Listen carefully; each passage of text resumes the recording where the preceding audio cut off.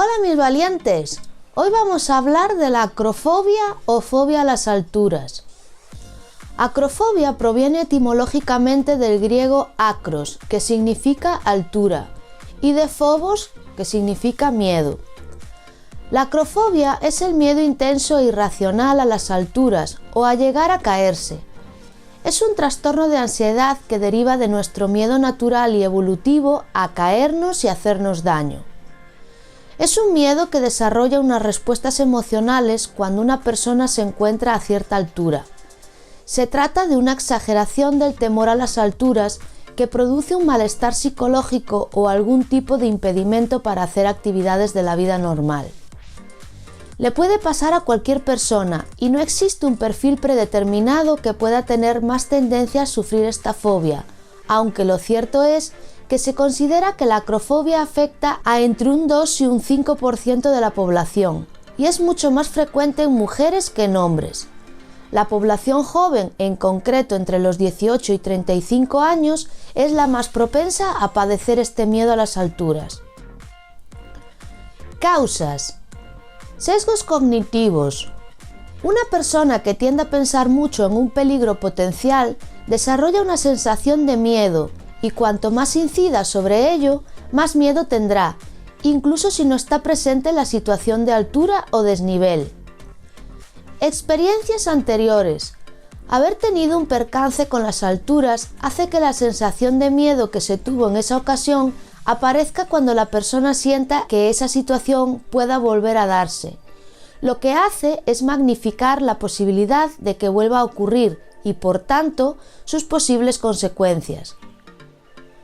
Cuadros de vértigo. El vértigo se produce por una disfunción en el sistema del equilibrio, que reside en el oído, o por un problema de cervicales, que produce sensación de mareos o de desmayos. Y cuando una persona tiene un problema de vértigo, por razones físicas o aprendidas, desarrollan el miedo a las alturas. Es muy importante tener en cuenta que el vértigo y la acrofobia no son lo mismo. La diferencia fundamental está en que el vértigo es específicamente una ilusión que nos hace notar como si las cosas que hay a nuestro alrededor, incluido el suelo, girasen o se agitasen, lo cual hace que se pierda el equilibrio. Cuando esto se da en una situación en la que se está cerca de un precipicio o un vacío descendiente similar, este fenómeno se conoce como vértigo de la altura. Así pues, la acrofobia guarda una relación con el vértigo de la altura, pero técnicamente no es lo mismo y en todo caso puede ser uno de los síntomas del miedo a las alturas. Si una persona tiene vértigo, el miedo puede aparecer en cualquier sitio en el que pueda tener la sensación de que me puedo caer. La explicación más aceptada es que el miedo a las alturas deriva de nuestro miedo natural a caernos y hacernos daño o morir. La acrofobia aparece cuando este temor se lleva al extremo, normalmente debido a un acontecimiento traumático relacionado con las alturas o como un comportamiento aprendido durante la infancia. Las causas más comunes de acrofobia son caerse de un lugar alto y tener que convivir durante un tiempo con las heridas de la caída, ver cómo alguien cae desde un lugar elevado e incluso muere, tener un ataque de pánico u otra experiencia negativa estando en un lugar elevado, observar e imitar durante la infancia la reacción de temor y ansiedad de uno de tus padres o conocidos ante las alturas. Aparte, existe una predisposición genética a padecer acrofobia, por lo que es habitual que pueda darse en varias personas de la misma familia. Síntomas. El principal síntoma de la acrofobia es un miedo intenso a las alturas marcado por el pánico y la ansiedad. Para algunas personas, solo las alturas extremas desencadenan este miedo. En cambio, otras pueden temer cualquier tipo de altura, incluso pequeñas escaleras de mano o subirse a un taburete. Los síntomas principales de la acrofobia suelen incluir mareos y sensación de vértigo, sentir que pierdes el equilibrio cuando miras hacia arriba en un lugar alto o hacia abajo desde una altura. Ansiedad y miedo cuando tienes que subir escaleras o mirar por una ventana. Sentirte mareado y ansioso al pensar en un lugar elevado o incluso al ver una fotografía tomada desde las alturas. Evitar las alturas, incluso si te hace la vida diaria más difícil. Tener miedo extremo a quedarte atrapado en algún lugar alto. Miedo a las alturas conduciendo, por ejemplo, por encima de un puente o junto a la ladera de un acantilado. Temblores al enfrentarte a las alturas. Tensión muscular. Dolor u opresión en el pecho y aumento de los latidos del corazón. Quedarte paralizado. Sudoración. Sensación de falta de aire e incluso ataques de pánico. Sentir la necesidad de arrastrarte, arrodillarte o descender inmediatamente al estar lejos del suelo. Consecuencias. El acrofóbico sufre una alta activación fisiológica ante esas situaciones. Cuando la persona evita las alturas no tiene ningún tipo de problema, pero cuando no puede evitarlas, sufre un ataque de nerviosismo y puede desarrollar una serie de conductas que le hacen sentir realmente mal.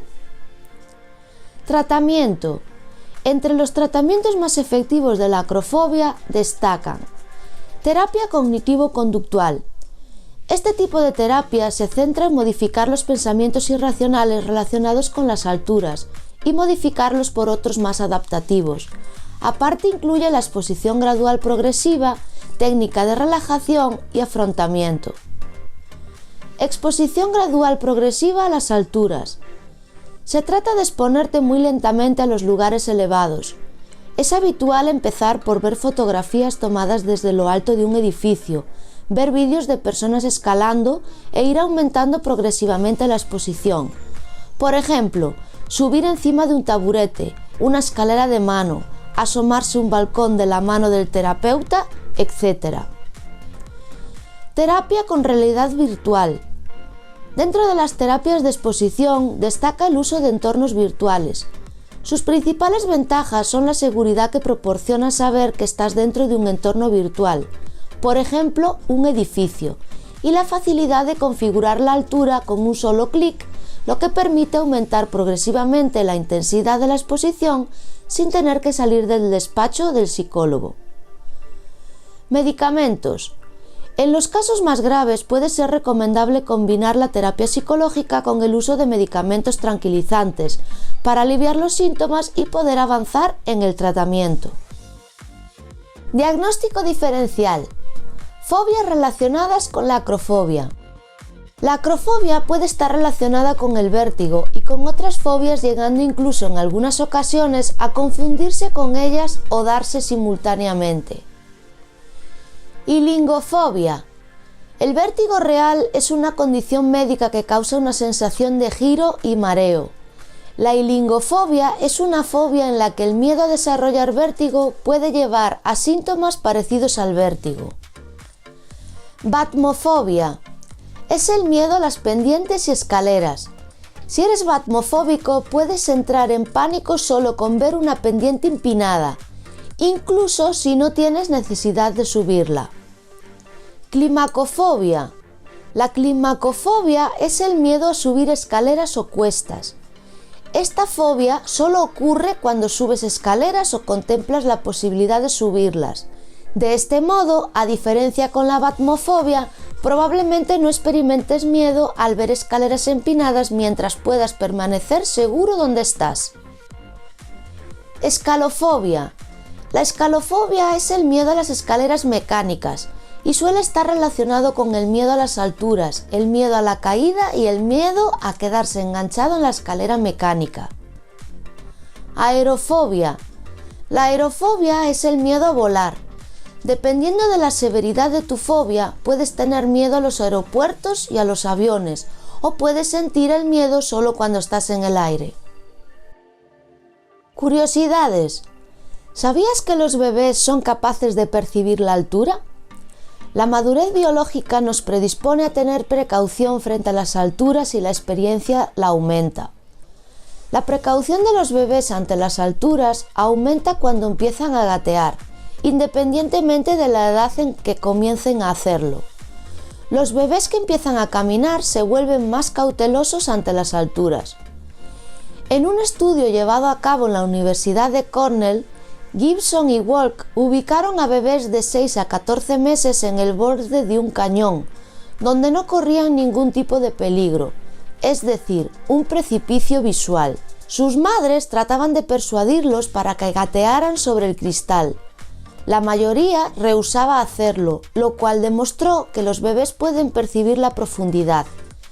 Es probable que los niños aprendan a percibir la profundidad en esta etapa de la vida.